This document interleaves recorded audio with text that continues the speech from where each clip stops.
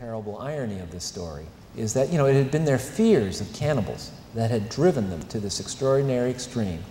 And after months of suffering, they would be forced to enact, the very nightmare. And it was just amazing. And tonight he gave us more layers to consider. It was such a powerful book and frightening. I mean, there's just no way I would have survived more than 20 seconds. No. I think it was easier to take in with the way he said it or spoke about it tonight. Reading it, the story became quite horrific at times. Yeah, and the butchering of the animals, it was just, ugh. Yeah, at one point you're rooting for the whale, very definitely for the whale. But then you realize the struggle that these men went through was pretty bad. I mean, it's always interesting to meet an author. I loved the parts where he talked about how he did the research and how he came to be interested in it, and I just think that we rarely get the chance to hear the author's perspective, so that was a wonderful opportunity. This kind of program is just what, at least for me as an author, I hope my books will, the kind of response I'll have, because I spent 3 years working on a book all by myself with my dog, and you send the book out and you don't quite know what's going to happen. And when a whole community is actively reading it, and not just reading it, doing projects and talking about it and that kind of thing, it really is rewarding. So it's been a great pleasure. Well, for me, I wrote this book 9 years ago, and so I was a little worried, would I remember anything? Because I have spoken about the book, fairly recently.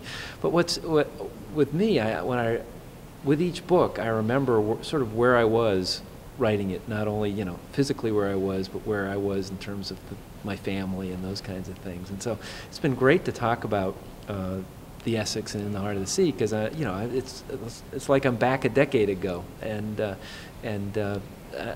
was, with each book, it's like a child, it's got its own characteristics, and it's been really fun to revisit In the Heart of the Sea. I began with a book called Away Offshore. That is a sort of general history of Nantucket, in which the Essex is a chapter. And then I wrote a book about the Native American legacy of the island, Abram's Eyes, and the story of the Essex reverberates through that. And then it was really within the Heart of the Sea that I latched onto how can I appeal to an audience beyond New England and Nantucket specifically? And I thought this was an endurance tale, a tale of survival that might really appeal beyond people who are interested in just whaling and New England. And it's been neat to see that it's actually worked that way. It just shows that, yes, the past is still out there. It's coming forth all the time. And it's programs such as yours that keep the stories being told, that keep the young people reading, keep all of us young and old people reading, because I think in this video age, it is essential to moving forward to the future. Thank you very much.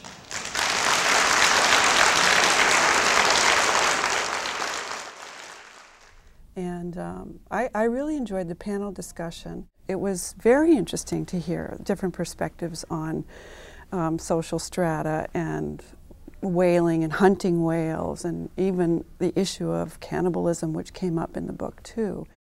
Mr. Hanna, who's a curriculum director at the high school, Mr. Orland, who's a retired social studies teacher from the middle school, and Mr. Dolan, who's an author in town who has just written a book on whaling, did a panel discussion which really got into the difficult sort of social and philosophical issues in the book.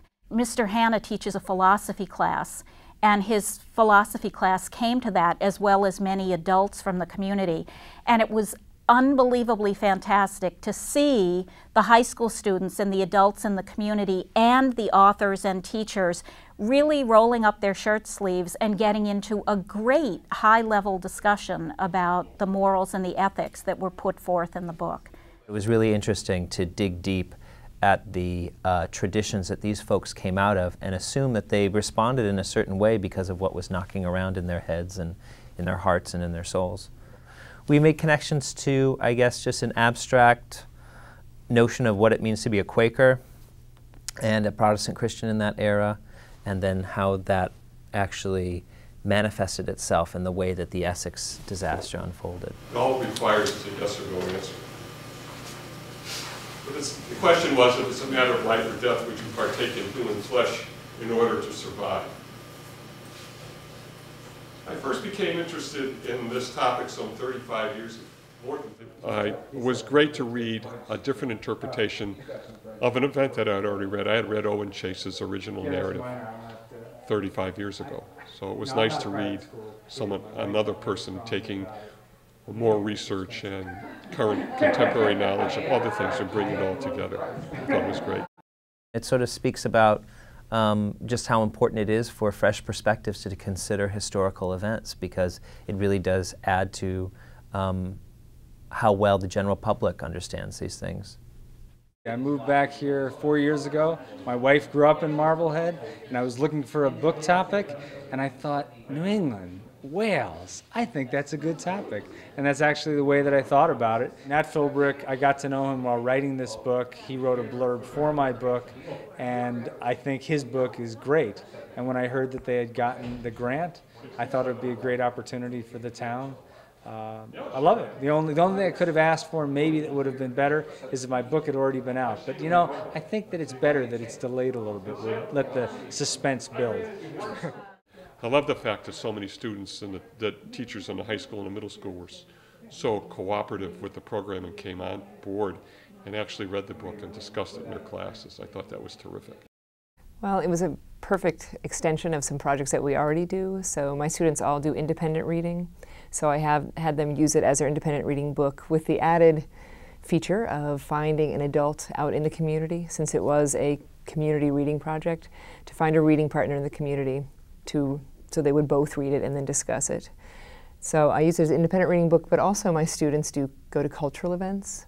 And the town had planned so many events that I encouraged them to use one of the events linked to the program for their cultural event for that quarter. We had to read the book for English class with Miss Ostermeyer. Yeah. And we had to pick adult reading partners. Jen, do you want to introduce your reading partner? This is my Nana. She was my reading partner for the book. And it was fun. It was good to be involved with her in this. And then we had to answer a list of questions, and it was a dialogue between the two of us essentially, and that was very interesting too, because although the facts were the facts, I think Jennifer came up with a lot of the subtleties that I might not have thought were important, but when she did, it really had an impact, I thought.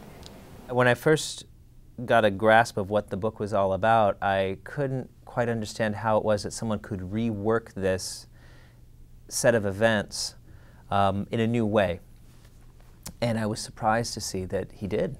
You definitely have this exciting literary adventure story of a group of men trying to figure out how to survive living in a nature which is obviously much more powerful and bigger than them, and to be sort of constantly watching them once again respond in some workable way over and over and over again to the disasters that befell them was pretty amazing and incredible. And I'm not a big nonfiction reader, and so I was anticipating that I was going to just slowly plow my way through this book. The first chapter is a little difficult because it's very detailed, but after the first chapter, you're gone with the book and you just get going. And I don't think it's like I just read for 3 days straight and barely looked up. Yeah, it was a wonderful book to read. And it was nice also because it had 3 different versions. It had an adult version, it had a teen version, and had a children's version. And we really liked that. It also had so many issues to think about right from this true story that would make for a lot of discussion among residents and anybody who read the book, and different age groups could talk about some of the issues too. So that really told us that this was a book that everybody could really get into.